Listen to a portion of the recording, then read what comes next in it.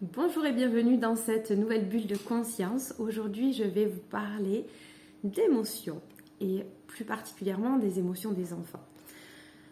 On voit beaucoup parler des astuces pour gérer les émotions des enfants, comment leur apprendre à gérer leurs émotions, comment leur apprendre à les maîtriser, comment accompagner aussi ces émotions des enfants. Et si vous me suivez depuis un moment, vous savez que je n'aime pas utiliser cette construction de gestion des émotions parce que pour moi, les émotions ne se gèrent pas, elles se vivent. On apprend simplement à se laisser traverser par nos émotions, à les accueillir, pour les vivre sainement. Pour moi, c'est ça la vraie clé, c'est d'apprendre à vivre nos émotions sainement, de ne plus les redouter, de ne pas en avoir peur, parce que c'est ce qui nous fait défaut finalement, c'est d'avoir peur de nos propres émotions, d'avoir peur de cet inconfort qu'elles procurent dans notre corps, qu'elles viennent, qu'elles engendrent, et puis surtout les réactions qu'on a par rapport à ces émotions-là. Et d'autant plus, c'est d'autant plus vrai, puisque nous-mêmes, nous n'avons pas appris à vivre nos émotions, on nous a appris à, au contraire, réprimer nos émotions. Quelque part, en fait, on nous a déjà appris à gérer nos émotions, en les refoulant, en disant mais non, c'est pas vrai, tu n'as pas mal, c'est pas grave, t'inquiète pas, de tout de suite essayer de rassurer l'enfant, de tout de suite. Et donc nous avons été comme ça. Ah, regarde l'avion qui passe par là, alors qu'on est en train de se sentir mal vis-à-vis d'une situation. Donc on nous détourne de notre émotion. En fait, tout ce qui pouvait être dans le fait de calmer tout de suite l'émotion pour pas avoir à y faire face. Et ça rejoint du coup ma vidéo sur les mensonges. C'est que tout de suite on essaye soit de détourner, soit de camoufler, soit d'arranger la vérité pour pas que l'enfant ressente une émotion, parce que s'il ressent une émotion, ça nous fait ressentir une émotion parce qu'il va exploser, parce que jusqu'à un certain âge, il n'a pas la capacité à, comment dire, à vivre justement son émotion de manière adéquate, on va dire. En fait, pour moi, je vais le prendre dans ce sens-là, c'est que pour moi, on a plus à apprendre des enfants dans leur gestion des émotions, finalement, que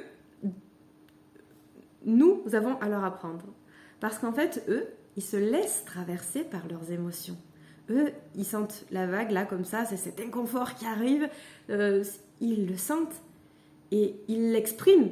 Donc ils vont pleurer parce que c'est inconfortable, ils vont se débattre, ils vont bouger parce qu'il y a une décharge d'adrénaline, que le corps a besoin de se mettre en mouvement. Donc parce que quand on vit un stress, c'est ce qui se passe quand on vit une émotion, on vit un stress en fait à l'intérieur du corps. Donc il y a des tensions. Et ces tensions, soit le stress est vraiment très très très intense et donc on va être figé, on ne sait plus comment réagir, on est figé, on ne bouge plus. Mais après, il va falloir quand même décharger. Soit on est vraiment plutôt dans le combat ou dans la fuite. Donc il y a une décharge qui se fait pour qu'on puisse fuir de la situation dangereuse qu'on est en train de vivre. Soit dangereuse imaginée ou réelle, hein, bien sûr. Soit qu'on va combattre. Donc on va aller au-devant, donc on va rentrer en conflit, dans l'agressivité, ou voilà. Mais ça, justement, c'est ce qu'on redoute, l'agressivité de l'enfant, la violence. Mais la violence, ce n'est pas l'émotion. En fait, c'est juste que nous, on interprète des mouvements, comme ça, de vouloir se débattre, etc., comme de la violence et de l'agressivité, ce qui n'est pas forcément le cas, en fait. C'est juste un moyen de se défendre, qui vient d'un côté primitif, en fait, de notre vécu émotionnel, du stimuli, qui a une réaction pour nous permettre de survivre. Après, à un certain âge, on a cette capacité de prendre du recul et de dire « Ok, là, je suis en train de vivre ». En fait, de réfléchir à ce qu'on est en train de vivre, de dire « Ok, là, je suis en train de vivre une émotion, je peux ne pas attaquer l'autre parce que je ne suis pas réellement en danger ». Il y a tout ce processus qui peut se mettre en place. Donc, on a réellement plus à apprendre de nos enfants que eux ont à apprendre de nous vis-à-vis des émotions. Bien sûr qu'il y a des choses qu'ils ne peuvent pas faire parce que ce n'est pas adapté. Mais en fait, on va pouvoir leur expliquer, mais pas dans l'émotion. On va leur expliquer après ou avant. C'est-à-dire quand on n'est pas dans la crise, en fait. Quand l'enfant est calme, posé, on peut discuter des émotions, faire jouer des scènes, expliquer, lui offrir des manières adaptées de répondre après son émotion. Après, je dis bien après, parce que quand il le vit, qu'il la traverse, et ça c'est notre travail d'apprendre à faire ça, c'est de nous laisser traverser, de revenir dans le corps en tout premier. Dire ok, qu'est-ce que je sens ? C'est inconfortable. Je reviens dans mon corps, qu'est-ce que je sens ? Où est-ce que je sens ? mais sans verbaliser forcément. On peut le faire pour que l'enfant nous voit faire, et là on va lui donner des clés pour lui-même traverser en sécurité ses émotions. Et notre rôle quand l'enfant donc est en crise, ce n'est pas de dire, de verbaliser, beaucoup verbaliser, tu fais ci, tu fais ça, mais regarde, non. C'est ok, je suis là, c'est difficile pour toi, je suis là, tu es en sécurité. Simplement, on est là, on est présent, accueillant, dans l'empathie, dans le calme, on essaye de ne pas se faire déstabiliser. Et si on se sent déstabilisé, on peut prendre quelques instants. Pareil, on va être traversé nous-mêmes par l'émotion, donc on va prendre le temps de vivre notre émotion. Si on sent qu'il y a de la colère, de la gêne, de l'agacement, parce que nous aussi on va se sentir à ce moment-là stressé par cette situation, pareil, on revient dans le corps. Qu'est-ce que je sens? Une fois que je me laisse traverser, sans jugement de ce qui se passe, juste je me laisse traverser par l'émotion, et là je peux être complètement présent pour mon enfant, et je suis juste présente. Je l'accompagne pour qu'il se sente en sécurité. Tu n'es pas seul, je suis là, c'est compliqué. Voilà, on a juste à faire ça. Une fois que c'est passé, donc bien sûr on ne va pas le laisser nous faire mal, on peut parer les coups de manière, sans être dans non plus serré ou quoi, non, on part les coups, attention, voilà, on part les coups, hein, sans être violent ou de serrer l'enfant ou quoi, non, on est juste présent, on le contient dans le sens où, pour pas qu'il se fasse mal ou qu'il fasse mal à quelqu'un d'autre. On peut aussi s'isoler avec l'enfant, donc on va pas dire à l'enfant va t'isoler tout seul quand tu reviendras, quand tu seras calme, non, par contre on peut s'isoler nous avec l'enfant aussi pour être là, parce que c'est vrai que quand il y a des personnes autour qui vont être là en train de nous regarder, en train de gérer cette crise, ils me disent non mais elle sait pas gérer son enfant, alors que ça on s'en fiche, c'est pas important parce que eux ne savent pas forcément mieux faire non plus, ni avec leurs propres émotions d'ailleurs, et en fait ça va venir interférer parce qu'on va avoir le regard des autres et on va se sentir il va se jouer plusieurs choses, plusieurs peurs à la fois, celle vis-à-vis de notre enfant, celle vis-à-vis des personnes extérieures, vis-à-vis de la société, des croyances limitantes qui vont tous se mettre en branlement de combat. Donc, on prend notre enfant, on se met, ou soit si on arrive à faire une bulle, aussi à se dire, voilà, je suis là avec mon enfant, le reste ne compte pas. Et là, on se rend compte que justement, ça vient réveiller quelque chose en nous. Donc, on se laisse traverser par ça. On l'accueille et une fois qu'on est prêt, pendant ce temps l'enfant du coup il décharge son émotion aussi, hein, ça lui permet de ne pas être là avec quelqu'un qui juge ce qu'il est en train de faire ou de vivre. Et donc je disais, donc ça c'est la manière de le faire tout de suite. Ensuite une fois qu'il est calmé, on peut même proposer un câlin s'il en a besoin, s'il en a envie, en disant je suis là, si tu as besoin d'un câlin je peux te le faire. Effectivement il y a des choses comme ça, juste d'être dans l'accueil, dans l'écoute et sans chercher à juger, interpréter, ni même j'ai envie de dire quelque chose que même moi j'avais tendance à faire avant, de dire je vois que tu vis telle émotion parce que, mais du coup j'étais beaucoup dans le verbal. Non, juste je vois que c'est difficile pour toi, tout simplement, juste pour dire j'entends.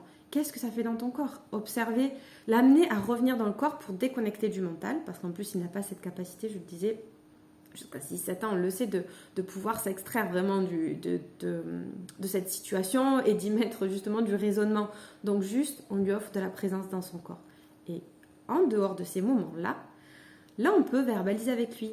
Est-ce que tu as envie de revenir sur cette situation? Comment tu t'étais senti? Qu'est-ce qui s'est passé pour toi? Comment tu aurais pu faire autrement en fait pour exprimer ce qui te contrariait à ce moment-là? Et le faire, je le disais au tout début de la vidéo, avec des jeux. Jouer avec par exemple des petits bonhommes, des poupées, etc. Jouer des rôles, dire voilà, il y a un tel qui est très en colère, qu'est-ce qu'il peut faire? Et en fait, voilà, et laisser même l'enfant trouver lui-même des solutions, s'il n'en trouve pas, de lui proposer. Et rappelez-vous que les enfants font par imitation. Donc avant même de vouloir apprendre à ses enfants à gérer ses émotions, on apprend à vivre nous-mêmes nos émotions sainement. Et une fois qu'on sait vivre nos émotions, on va être l'exemple. Et donc notre enfant ne va pas savoir gérer ses émotions, mais il va savoir vivre sainement ses émotions, en sécurité, sans se sentir envahi, sans avoir peur de ses émotions, ni les redouter.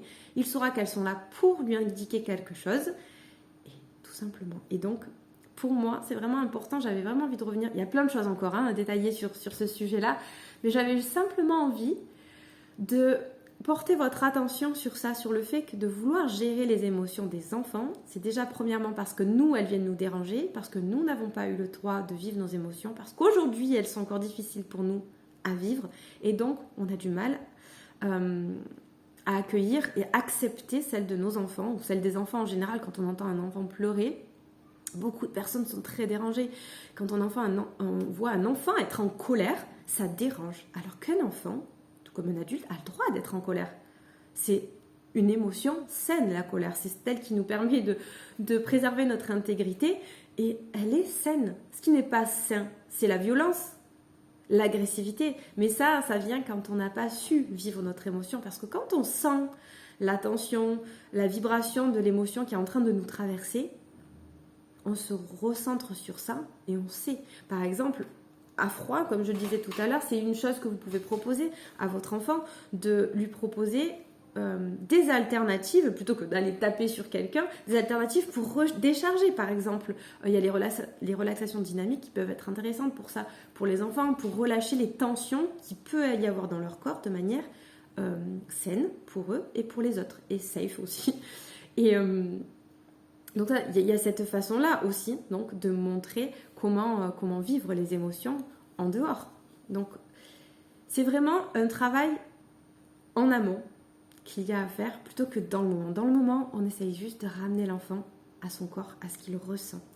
Et il y a aussi un autre travail en amont, donc en plus de pouvoir verbaliser les émotions, dire « Ah ben quand je me sens comme ça, c'est parce qu'il y a telle situation qui s'est présentée, tel contexte. Donc comment je peux faire en sorte que le contexte s'améliore par rapport à ce que je pense, par rapport à mon besoin derrière, quel est le besoin derrière cette émotion-là ?»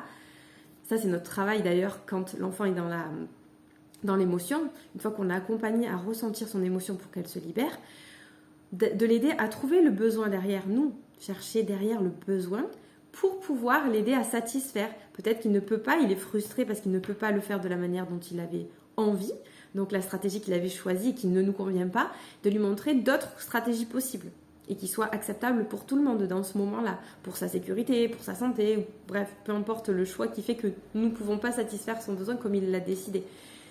Et l'autre travail qu'il y a aussi en amont, c'est la régulation du stress au quotidien. C'est de veiller à ce qu'il soit en paix intérieure, mais ça c'est valable pour nous comme pour eux finalement, c'est de prendre le temps régulièrement, dans la journée, chaque jour, pour que l'enfant ressente cette paix intérieure, se calme, pour qu'il puisse décharger régulièrement les tensions, pour pas qu'elles s'accumulent et que le moindre truc, la moindre émotion, le moindre stress fasse péter un plomb justement à l'enfant. Non, au fur et à mesure, on le fait décharger le plus possible. Les tensions qu'il peut avoir, au moins, ne s'accumulent pas. Et à l'émotion, il va être à zéro. Elle va pas être aussi intense. Et plus on l'amène à ressentir dans son corps ce qui se passe, à avoir confiance au ressenti de son corps, ben là, on va l'amener à se sentir de plus en plus en sécurité quand il vit ses émotions et pouvoir les exprimer de la meilleure façon. Et donc ça, c'est le premier travail. Il part de nous. Voilà, je vous souhaite une très belle journée et je vous dis à très bientôt.